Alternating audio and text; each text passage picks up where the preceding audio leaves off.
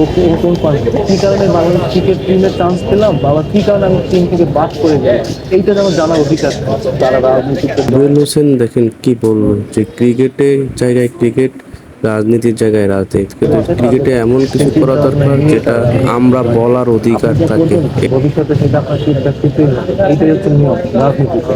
যেই সময়টা গেছে আপনি জানেন যে আসলে মানুষ কিংবা আমরা যারা ক্রিকেট ভক্তরা আছে আমাদের বাংলাদেশে, তারা চায় তাদের যুবরা ক্রিকেট প্র্যাকটিস টুর্নামেন্টে আছে তাদের পাশে দাঁড়ায়। আপনি জানেন যে সাকিবুল হাসান এবং মাশরাফির মধ্যে সম্পর্ক ছিল না। এখন দুই পক্ষে নানা কথা আসে, কেউ বলছেন তারা একটা নির্দিষ্ট দলের ছিল তাই কথা বলতে পারেনি, কেউ বলছেন যে একটু কথা বলতে চলতো, তবে তারা নানা সময় দেখা যায় যে নিজেদের প্রসঙ্গে অনেক কিছু বলে। এটা মাশরাফি নিজেও বলে, সাকিবও বলে। আপনি ব্যক্তিগতভাবে এটা কি বলছেন? আমার আসলে ব্যক্তিগতভাবে কিছু বলার নেই। ঠিক আছে, আমি ক্রিকেটের মানুষ, আমি ক্রিকেট বোর্ড নিয়ে কথা বলতে পারি, ক্রিকেটারদের নিয়ে কথা বলতে পারি, কারণ তারা রাজনীতিতে জয়েন করেছে, তাদের সেই চিন্তা ভাবনা নিয়েই তারা রাজনীতিতে জয়েন করেছে। মাস্টার ভাই, সাকিব ভাই, তারা রাজনীতিতে জয়েন করেছে। কারণ রাজনীতি ডিফারেন্ট জায়গা, ঠিক আছে, এটা পলিটিক্যাল জায়গা, বাংলাদেশ নিয়ে এখানে ভালো মন্দ, ভালো হবে খারাপ হবে, আপনি যা করবেন ভবিষ্যতে সেটা আপনার ফিডব্যাক পেতেই হবে, এইটাই হচ্ছে নিয়ম রাজনীতিতে।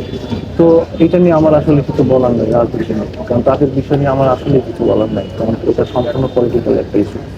যেহেতু ক্রিকেটের বা আনুষঙ্গিক সবকিছু নিয়ে সংস্কারের কাজ চলছে, বাংলাদেশের কোচ সংস্করণটা কতটুকু গুরুত্বপূর্ণ এবং চান্ডিকা হাতুরু সিংকে আসলে রিপ্লেস করার মতো যে সময়টা, পারফেক্ট যে সময়টা, সেটা কি এখন?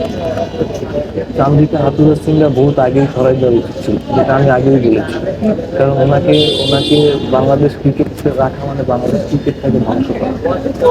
ঠিক আছে, তো উনি আসলে বাংলাদেশে একটা সময় সাকসেস দিয়েছে, কিন্তু যা দেবার ওনার ওই সময় শেষ হয়ে গিয়েছে। আর বর্তমানে উনি আসলে বাংলাদেশ ক্রিকেটটাকে, আমার কাছে পার্সোনালি মনে হয় বাংলাদেশ ক্রিকেটটাকে তেমন ভালো কিছু দিতেই পারবে না, এবং বাংলাদেশ ক্রিকেটটাকে আমাদের অনেক খারাপ কিছু নিয়ে যাবে। তো আমি পার্সোনালি ফিল করি যে ওনাকে আসলে আর ক্রিকেট বোর্ডের শেষ করে দেওয়া উচিত, নতুন কাউকে দেওয়া উচিত। এখন নতুন কাউকে মিনস হচ্ছে আমাদের দেশীয় কোচরা মনে করে যে দেশের বাইরে থেকে ভালো কোচ নিয়ে আসবে, সেটা তাদের ব্যক্তিগত বিষয়, কিন্তু আমার পার্সোনাল মতামত, আমাদের দেশেও ভালো কোচ আছে, তাদেরকে একবার সুযোগ দেওয়া উচিত। দেশীয় কোচের কথা বলছিলেন, প্রায় বোর্ড থেকে শোনা যাচ্ছিল যে দেশীয় কোচরা আমাদের বাংলাদেশের ক্রিকেটের যে হেড কোচ হওয়ার যে ব্যাপারটা, কিংবা পার্টিকুলার ব্যাটিং কোচ হওয়ার ব্যাপারটা, এর আগে বিসিবি থেকে এই কথা আসছে যে তারা আসলে অতটুকু ক্যাপেবল না, আগে সহকারী হওয়ার জন্য বলা হয়েছিল। আপনি কি সেটা অনেক কিছু বলা, ঠিক আছে, তো আমি আসলে পার্সোনালি কিছু বলতে চাচ্ছি না, ক্যাপাবল না কিনা না, সেটা তো আসলে প্লেয়াররাও তো ভালো বলছে।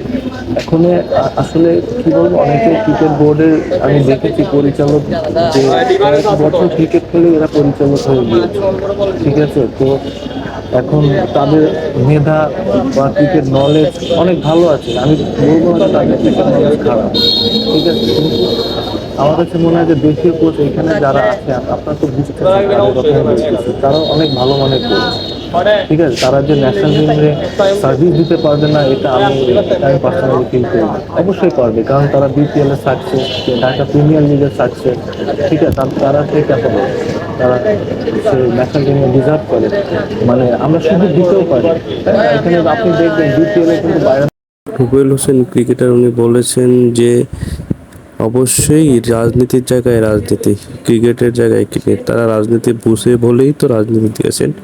কিন্তু হাথুরু সিংকে এখন আর আমাদের প্রধান কোচ হিসেবে রাখা উচিত না, এবং তাকে বাদ দিয়ে আমাদের দেশীয় কোচ রাখার জন্য।